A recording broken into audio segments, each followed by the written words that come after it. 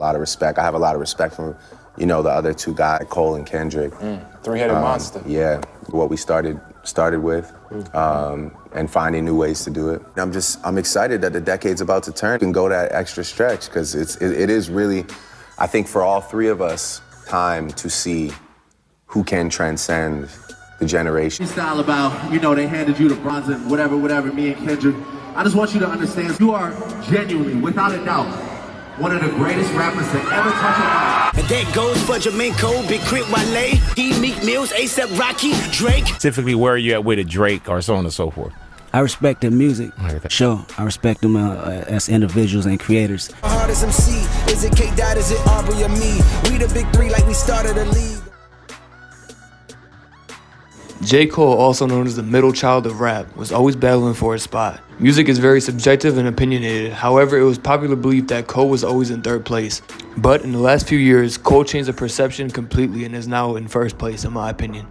J. Cole, Kendrick, and Drake all came up around the same time, and they have been in competition for over a decade. They're like the shield of rap. All during the same year, Kendrick would drop his debut album, Section 80. J. Cole would drop his debut album, The Sideline Story, and Drake would drop his second album, Take Care. Man, what a time for rap. These three albums were all great. Section 80 would sell 5,000 copies first week. I'm not gonna lie, I thought it was capped at first, but I looked it up and it said 5K, so I don't know.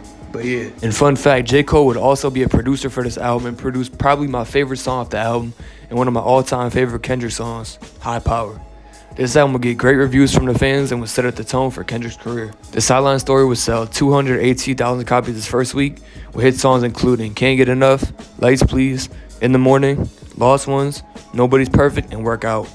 This album would also get good reviews and Cole showed what he could really do. Take Care would go on to sell a monster 631,000 copies his first week. Hey, that boy Drake was not playing. Take Care was my personal favorite of the three albums and probably my favorite Drake album ever, with hit songs like Over My Dead Body, Shot For Me, Headlines, Crew Love, Take Care, Marvin's Room, Make Me Proud, Look What You Done, Hell Yeah Fucking Right, Practice, The Ride, and The Motto. Man, I could have just said the whole album for real. He had hits like crazy. But yeah, I'd say Drake won this battle. Now Drake, Cole, and Kendrick would all be backed and co-signed by rap goats, with Lil Wayne in Drake's corner, Jay-Z in Cole's corner, kind of, and Dr. Dre in Kendrick's corner. However, it always felt like Cole did everything solo and really bet on himself. With their next albums on the way, everything would change, and I think this is where Kendrick would take the crown. With his second album, Kendrick would release the legendary album Good Kid, Mad City. It would sell 242,000 copies his first week and would put the rap game on notice, with hit songs like Bitch Don't Kill My Vibe, Backseat Freestyle, Money Trees, Poetic Justice, Mad City, Swimming Pools, and Sing About Me, I'm Dying of Thirst. Kendrick had a classic on his hands. J. Cole would release The Born Sinner. This album would go on to sell 297,000 copies in his first week, with hit songs like Power Trip, She Knows, Forbidden Fruit, which featured Kendrick, Crooked Smile, Let Nas Down, and Born Sinner. Cole would put out another good album in my opinion, but it would be the weaker of the three. Jake will release his third album, Nothing Was the Same. This will go on to be praised by a lot of fans and eyes is Drake's best project. Nothing Was the Same will go on to sell 658,000 copies his first week, with hit songs like Tuscan Leather, Started From the Bottom, Worst Behavior, From Time, Hold On We're Going Home, Too Much, Pound Cake, and All Me. Drake will drop another classic. But in my opinion, Kendrick had the best of the three. The rap game will be completely different at this point with Drake and Kendrick beefing, many new artists coming in, and the trap wave going crazy. But the big three will continue to have the rap game on lock. J. Cole will go on to release probably his best album, 2014 Forest Hills Drive. 2014 Forest Hills Drive will go on to sell 353,000 copies his first week and will put Cole on a different level in my opinion. With hit songs like Wet Dreams, 03 Adolescence, Fire Squad, GOMD, No Role Models, Apparently, and Love Yours, J. Cole will go platinum with no features, which is now a meme, but it's a truly incredible accomplishment. Kendrick would drop a legendary album and a heavy fan favorite album, To Pimp a Butterfly. A lot of fans love the storytelling and impeccable sound of this album, and it will go on to sell 324,000 copies this first week. I'm gonna be honest, I think this album's overrated as shit, bro. I'm gonna be honest with y'all. There's just not many like bangers, and I can't just listen to it. Like it's too much, bro. But like, yeah, a lot of people fuck with it though, so I'll give it that. But with songs like Wesley's Theory, King Kunta, You, Alright, How Much a Dollar Costs, The Black of the Berry, and I, this album would catapult Kendrick to the top. Now, at this point, Drake was a megastar and was untouchable.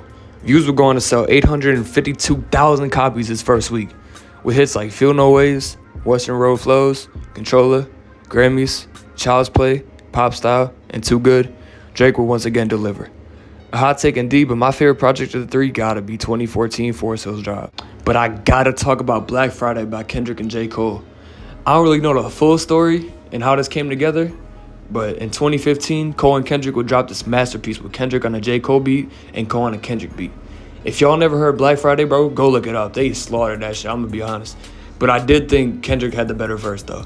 But Cole's was amazing, too, so go check that out. I'm gonna put the link in the description, if I remember. Kendrick Lamar will go on to drop Damn, which is highly praised and in a lot of people's eyes, one of the best projects ever. Selling 603,000 copies in his first week, it will be Kendrick's last album for a whole 5 years. But what a way to go out. With hit songs like DNA, Element, Loyalty, Humble, Love, Fear, and Duckworth, Kendrick would elevate himself and would become one of the rap goats in many people's eyes. J. Cole would drop For Your Eyes Only, and it would sell 363,000 copies his first week. With hits like Deja Vu, Neighbors, Change, and For Your Eyes Only, Cole put out another quality project, but I think it could have been better, to be honest. Now, Drake would go on to release Scorpion, and honestly, I didn't like it that much, and it started like Drake's TikTok vibe around, which seemed like he was just going for trends and shit.